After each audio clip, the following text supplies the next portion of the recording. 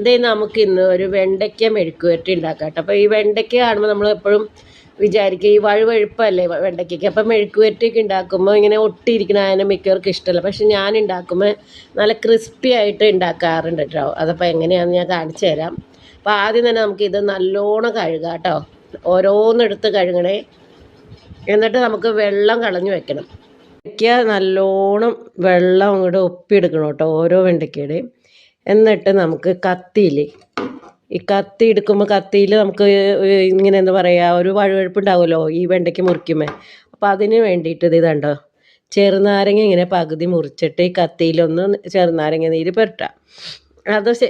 അതിന് ശേഷം നമ്മൾ വെണ്ടയ്ക്ക മുറിച്ചാൽ ആ ഒരു എന്താ പറയുക, ഒരു ഗം പോലത്തെ ഒരു ഇതുണ്ടാവില്ലേ വെണ്ടയ്ക്കയിലെ, അതുണ്ടാവില്ല കേട്ടോ. മാക്സിമം നമുക്കത് നല്ലോണം ഒരുമിച്ച് എടുക്കാൻ പറ്റുമേ.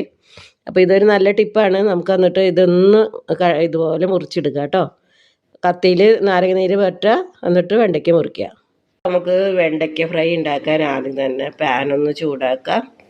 എന്നിട്ട് നമ്മൾ അരിഞ്ഞു വെച്ചേക്കണ സവാളയില്ലേ, നീളത്തിലരിഞ്ഞ സവാള ഒന്ന് വഴറ്റാട്ടോ. വെളിച്ചെണ്ണയൊക്കെ ഒഴിച്ച്, വെളിച്ചെണ്ണ ആട്ടോ ഉപയോഗിക്കാൻ നല്ലത്, ഇതിന് നല്ല സ്വാദ് ഉണ്ടാവുകയെ. ഒരു ഒത്തിരി മൊരിഞ്ഞ് വരുമ്പോൾ നമുക്ക് വെണ്ടയ്ക്ക ചേർക്കാം കേട്ടോ. ഉപ്പ് മാത്രം ഇപ്പോൾ ചേർക്കുന്നുള്ളേ. ഉപ്പ് മാത്രം ചേർത്ത് നമുക്കിത് രണ്ടും കൂടി ഒന്ന് വഴറ്റണം. എന്നിട്ട് നമുക്ക് മുളക് പൊടി ചേർക്കാം.